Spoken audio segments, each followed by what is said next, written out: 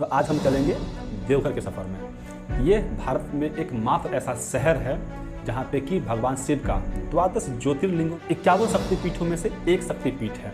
तो देवघर के बारे में बहुत सारे ऐसी रोचक और अद्भुत बातें सुनी जो सुन के मेरा दिमाग बिल्कुल भौचक्का हो गया। नमस्कार साथियों, क्या हाल चाल। उम्मीद है कि आप सब जहाँ होंगे अच्छे होंगे, और अच्छे नहीं हैं तो ऊपर वाले से प्रार्थना करें जल्द ही आपका समय अच्छा बने। तो दोस्तों, 15 साल की उम्र में जब मैं पहली बार कांवड़ यात्रा करके देवघर पहुंचा था, तो देवघर के बारे में बहुत सारे ऐसी रोचक और अद्भुत बातें सुनी जो सुन के मेरा दिमाग बिल्कुल भौचक्का हो गया। जी हाँ, देवघर, जिसे आप बाबा धाम के नाम से जानते हैं, झारखंड का एक छोटा सा जगह। हालांकि झारखंड का ये 5वां सबसे बड़ा और सबसे डेवलप डिस्ट्रिक्ट है, फिर भी छोटा सा ही शहर कह सकते हैं। ये भारत में एकमात्र ऐसा शहर है जहाँ पे कि भगवान शिव का द्वादश ज्योतिर्लिंगों में से एक ज्योतिर्लिंग है, और जहाँ पे 51 शक्तिपीठों में से एक शक्तिपीठ है जो इस शहर को अद्भुत बनाता है। क्यों? क्योंकि यहाँ पे माता सती और शक्ति, क्योंकि यहाँ पे शक्ति और शिव का संगम स्थल कहा जाता है। तो दोस्तों, देवघर के बारे में बहुत सारी ऐसी बातें हैं जो मुझे आपको बतानी हैं। तो आज हम चलेंगे देवघर के सफ़र में।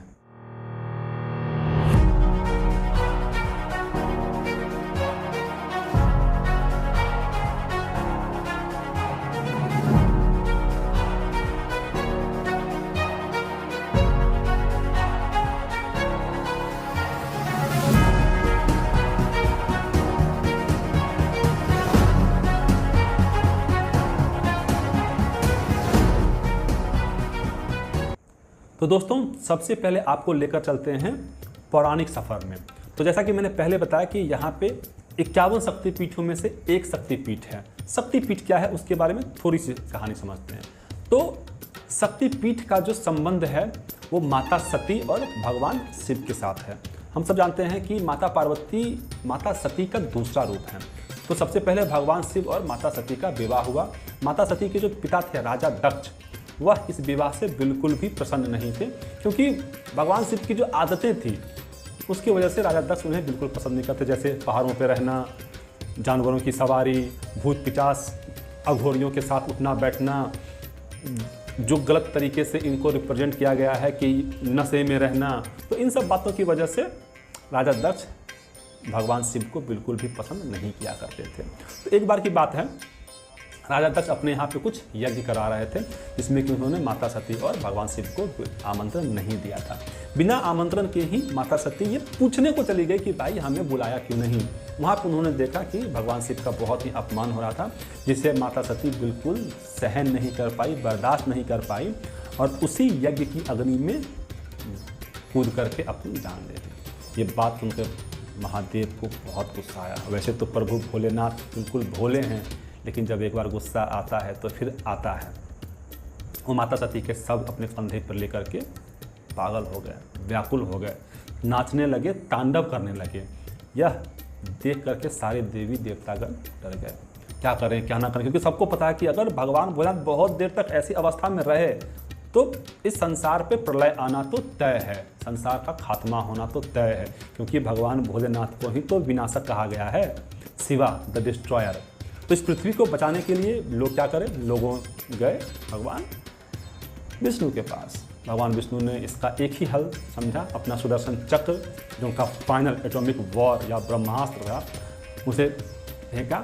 सुदर्शन चक्र ने माता सती के शरीर के टुकड़े कर दिए, जो 51 टुकड़ों में बटा। हर टुकड़ा जिस जिस जगह पे गिरा वहाँ पे शक्तिपीठ की स्थापना हुई। कहा जाता है कि देवघर में, वैद्यनाथ धाम में माता सती का हृदय गिरा था, इसीलिए देवघर को हृदय पीठ भी कहा जाता है। देवघर में माँ जय दुर्गा की पूजा होती है, इसीलिए ये जगह और ख़ास हो जाता है, क्योंकि जब आप माँ जय दुर्गा की पूजा करते हैं तो अनायास ही आपके जीवन में शांति और सुख की अनुभूति प्राप्त होती है। ये जगह इसलिए भी खास है क्योंकि यहाँ पे माँ सती, शक्ति और शिव का संगम स्थल कहा जाता है। तो ये तो हो गया माँ सती की कहानी।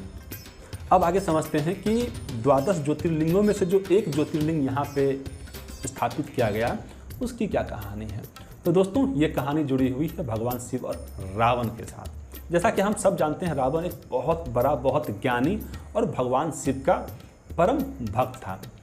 रावण हर दिन लंका से कैलाश महादेव की पूजा अर्चना करने जाया करता था। एक दिन रावण को ऐसा लगा कि यार हर दिन क्यों ही यहाँ पे आ रहे हैं, क्यों ना महादेव को अपने साथ ले चले। रावण ने बातें की, महादेव नहीं माने। रावण ने तपस्या की और ऐसी घनघोर तपस्या की कि बस पूछो नहीं। अंत में जब महादेव नहीं माने तो रावण ने अपने 10 के 10 सर काट करके महादेव के चरणों में अर्पित कर दिया। इस चीज़ से महादेव प्रसन्न हुए और उन्होंने रावण की बात मानी, मगर एक शर्त पे। क्या शर्त थी वो? महादेव ने कहा कि बेटा सुनो, ऐसा है चल तो रहे तुम्हारे साथ, लेकिन जहाँ रखोगे मैं वहीं पे स्थापित हो जाऊँगा, तुम मुझे वहाँ से वापस उठा नहीं सकते हो। रावण ने भी सोचा कि यार मेरे पास तो पुष्पक विमान है जो मन की गति से कहीं पहुँच सकता है, मुझे कहीं रखने की ज़रूरत क्या है, मैं तो इनको कैलाश से लूँगा और सीधे पहुँचूँगा लंका। लेकिन जो बाकी देवगण थे वो महादेव के इस वरदान से कुछ खास प्रसन्न नहीं। उन्होंने कहा यार महादेव, ये पृथ्वी लोक, ये स्वर्ग लोक छोड़ करके, ये कैलाश छोड़ करके ये लंका कैसे जा सकते हैं। फिर ये सब भागे भागे पहुँचे विष्णु भगवान के पास। विष्णु भगवान ने फिर से एक युक्ति लगाई। उन्होंने कुछ ऐसा जुगाड़ जंतर लगाया कि जिस दिन रावण को लेकर जाना था उसने बहुत सारा पानी पीने पे रावण को विवश कर दिया गया। जैसे ही शिव जी को लेकर चला, रावण को लग गया लघु शंका। आओ न देखा ताओ, लघु शंका इतनी तीव्र, उसे अपना पुष्पक विमान उतारना पड़ा।